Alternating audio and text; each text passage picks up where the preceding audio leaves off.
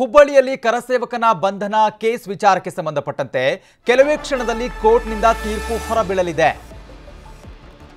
ಹುಬ್ಬಳ್ಳಿಯಲ್ಲಿ ಕರಸೇವಕನ ಬಂಧನ ಕೇಸ್ ವಿಚಾರಕ್ಕೆ ಸಂಬಂಧಪಟ್ಟಂತೆ ಈಗಾಗಲೇ ಬಿಜೆಪಿ ರಾಜ್ಯಾದ್ಯಂತ ಪ್ರತಿಭಟನೆ ಮಾಡ್ತಾ ಇದೆ. ಮತ್ತೊಂದು ಕಡೆ ಕೋರ್ಟ್ನಿಂದ ಇನ್ನೇನು ಕೆಲವೇ ಕ್ಷಣದಲ್ಲಿ ತೀರ್ಪು ಹೊರಬೀಳಲಿದೆ. ಹಿಂದೆ ಶ್ರೀಕಾಂತ್ ಪೂಜಾರಿ ಹಾಗಿದ್ರೆ ರಿಲೀಸ್ ಆಗ್ತಾರಾ ಅನ್ನುವಂತ ಒಂದಿಷ್ಟು ಚರ್ಚೆಗಳಾಗ್ತಿದ್ದಾವೆ. ತೀರ್ಪು ಹೊರ ಬಂದರೂ ಕೂಡ ಹಿಂದೆ ರಿಲೀಸ್ ಆಗೋದು ಡೌಟ್ ಅನ್ನುವಂತ ಮಾಹಿತಿ ಸಿಗ್ತಾ ಇದೆ. ಒಂದನೇ ಹೆಚ್ಚುವರಿ ಜಿಲ್ಲಾ ಕೋರ್ಟ್ನಿಂದ ತೀರ್ಪು ಬರಬೇಕಾಗುತ್ತೆ. ಇನ್ನು ರಿಲೀಸ್ಗೆ ಆದೇಶಿಸಿದ್ರು ಕೂಡ ರಿಲೀಸ್ ತಡವಾಗುವಂತಹ ಸಾಧ್ಯತೆ ಇದೆ.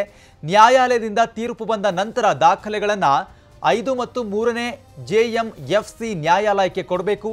ಸಂಜೆ 6 ಗಂಟೆಯ ಒಳಗಡೆ ತೀರ್ಪಿನ ಆದೇಶವನ್ನು ಜೈಲು ಅಧಿಕಾರಿಗಳ ಕೈ ಸೇರಬೇಕು.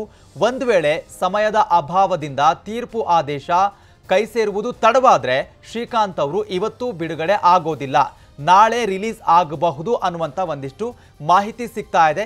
ಇನ್ನೇನು ಕೆಲವೇ ಕ್ಷಣಗಳಲ್ಲಿ ಕೋರ್ಟ್ನಿಂದ ತೀರ್ಪು ಹೊರಬೀಳಲಿದೆ. ತೀರ್ಪು ಹೊರಬಿದ್ದ ಮೇಲೆ ಗೊತ್ತಾಗುತ್ತೆ ಶ್ರೀಕಾಂತ್ ಪೂಜಾರಿಗೆ ಇವತ್ತು ಬಿಡುಗಡೆ ಸಾಧ್ಯತೆ ಇದೆಯಾ ಅಥವಾ ನಾಳೆ ಬಿಡುಗಡೆ ಆಗುತ್ತಾ ಏನು ಅನ್ನೋದು ನೋಡಬೇಕಾಗುತ್ತೆ. ಇದೇ ವಿಚಾರಕ್ಕೆ ಸಂಬಂಧಪಟ್ಟಂಗೆ ಮತ್ತಷ್ಟು ಮಾಹಿತಿಯನ್ನು ಪಡಿತಾ ಹೋಗೋಣ. ನಮ್ಮ ಪ್ರತಿನಿಧಿ ಶಿವರಾಮ್ ಅಸುಂಡಿ ಲೈವ್ ಅಲ್ಲಿ ಕನೆಕ್ಟ್ ಆಗಿದ್ದಾರೆ. ಶಿವರಾಮ್ ಅಸುಂಡಿ, ಈಗಾಗಲೇ ಈ ಶ್ರೀಕಾಂತ್ ಪೂಜಾರಿ ಬಂಧನ ಕೇಸ್ ವಿಚಾರಕ್ಕೆ ಸಂಬಂಧಪಟ್ಟಂತೆ ರಾಜ್ಯಾದ್ಯಂತ ಬಿಜೆಪಿ ಒಂದು ಕಡೆ ಪ್ರತಿಭಟನೆ ಮಾಡ್ತಾ ಇದೆ. ಮತ್ತೊಂದು ಕಡೆ ಕೋರ್ಟ್ನಿಂದ ಇನ್ನೇನು ಕೆಲವೇ ಕ್ಷಣದಲ್ಲಿ ಒಂದಿಷ್ಟು ಮಹತ್ತರ ತೀರ್ಪು ಕೂಡ ಹೊರಬೀಳಲಿದೆ.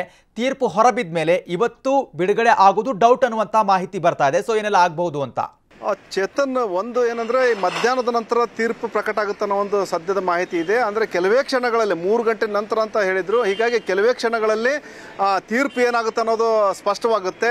ಬಹುತೇಕ ಶ್ರೀಕಾಂತ್ ಪೂಜಾರಿಗೆ ಬೇಲ್ ಸಿಗುವಂತ ಸಾಧ್ಯತೆಗಳಿದಾವೆ. ಆದರೆ ಇವತ್ತು ಬೇಲ್ ಸಿಕ್ಕರೂ ಸಹ ಇವತ್ತು ಬಿಡುಗಡೆ ಸಾಧ್ಯತೆಗಳು ಕಡಿಮೆ ಅನ್ನೋ ಮಾತಿದೆ. ಯಾಕಂದ್ರೆ ಈಗೇನು 1ನೇ JMFC ನ್ಯಾಯಾಲಯದಲ್ಲಿ ಏನು ತೀರ್ಪಾಗುತ್ತೆ, ಆ ತೀರ್ಪು ಪ್ರಕಟಗೊಂಡ ನಂತರ 5ನೇ JMFC ನ್ಯಾಯಾಲಯಕ್ಕೆ ಅದೊಂದು ಪ್ರತಿ ಕಳಿಸ್ಬೇಕು ಇತ್ಯಾದಿ ಬೇರೆ ಬೇರೆ ಅಂದ್ರೆ ಕೋರ್ಟ್ ಪ್ರೊಸೀಜರ್ ಮುಗಿಯೋದ್ರೊಳಗೆ ಸಂಜೆ ಆಗುತ್ತೆ. ಮತ್ತು ಅದು ಜೈಲು ಹುಬ್ಬಳ್ಳಿ ಉಪಕಾರಾಗೃಹಕ್ಕೆ ಅದು ತಲುಪೋದ್ರೊಳಗೆ ಇವತ್ತು ರಾತ್ರಿ ಆಗೋ ಸಾಧ್ಯತೆಗಳಿದಾವೆ. ಹೀಗಾಗಿ ನಾಳೆ ಬಿಡುಗಡೆ ಆಗಬಹುದು ಅನ್ನೋ ಒಂದು ಲೆಕ್ಕ ಹಾಕಲಾಗಿದೆ.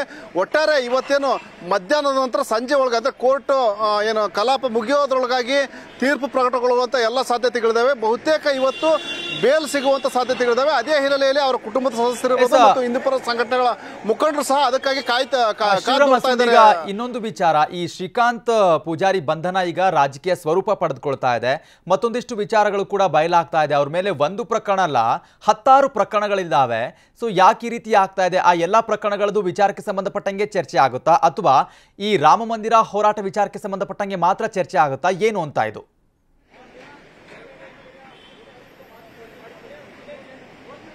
ಚೇತನ್, ಮುಖ್ಯವಾಗಿ ಏನಂದ್ರೆ ಇದು ರಾಮ ಮಂದಿರ ಅಂತ ಅಲ್ಲಿ ಪ್ರಶ್ನೆ ಬರಲ್ಲ. ಯಾಕಂದ್ರೆ ಅಲ್ಲೇನು ದೊಂಬಿ ಕಲಹ ಇತ್ಯಾದಿ ಏನು ಅಂದ್ರೆ ಗಲಭೆ ಈ ಪ್ರಕರಣವನ್ನು ದಾಖಲಿಸಲಾಗಿದೆ. ಆ ಸೆಕ್ಷನ್ ಅಡಿ 1992ರಲ್ಲಿ ಏನು ದಾಖಲಾದಂಥ ಪ್ರಕರಣಕ್ಕೆ ಮಾತ್ರ ಈ ಒಂದು ವಿಚಾರಣೆ ಸೀಮಿತವಾಗಿದೆ. ಅಂದರೆ ಉಳಿದ ಪ್ರಕರಣಗಳಲ್ಲಿ ಒಟ್ಟು 16 ಪ್ರಕರಣಗಳಲ್ಲಿ 15 ಪ್ರಕರಣಗಳಲ್ಲಿ ಬಹುತೇಕ ಅವರು ಖುಲಾಸೆ ಆಗಿದ್ದಾರೆ. ಅಂದರೆ ಕೆಲವೊಂದು ಕಡೆ ಮುಚ್ಚಳಿಕೆ ಬರ್ಸ್ಕೊಂಡಿದ್ದಾರೆ, ಕೆಲವೊಂದು ಪ್ರಕರಣಗಳಲ್ಲಿ ಬಿಡುಗಡೆ ಆಗಿದೆ, ಕೆಲವೊಂದು ಕಡೆ ಕಂಡೀಷನ್ ಹಾಕಿ ಬಿಡುಗಡೆ ಮಾಡಿದ್ದಾರೆ. ಹೀಗಾಗಿ ಈಗ ಸದ್ಯ ಬಂಧನ ಆಗಿರೋದು 1992ರಲ್ಲಿ ಏನು ದೊಂಬಿ ಗಲಭೆ ಆಗಿತ್ತು, ಆ ಗಲಭೆ ಪ್ರಕರಣಕ್ಕೆ ಸಂಬಂಧಪಟ್ಟಂತೆ ಬಂಧಿಸಲಾಗಿದೆ. ಯಾಕಂದ್ರೆ ಏನು ಲಾಂಗ್ ಪೆಂಡಿಂಗ್ ಕೇಸ್ ಅನ್ನೋ ಆಧಾರದ ಮೇಲೆ ಅಂದ್ರೆ ಸುದೀರ್ಘವಾಗಿ ಒಂದು ಪೆಂಡಿಂಗ್ ಕೇಸ್ ಉಳಿದಿತ್ತು ಅನ್ನೋ ಒಂದು ಕಾರಣಕ್ಕಾಗಿ ಈ ಒಂದು ಬಂಧನ ಪ್ರಕ್ರಿಯೆ ಮಾಡಲಾಗಿತ್ತು. 14 ದಿನಗಳ ಕಾಲ ಜುಡಿಷಿಯಲ್ ಕಸ್ಟಡಿಗೆ ಕೊಡಲಾಗಿತ್ತು.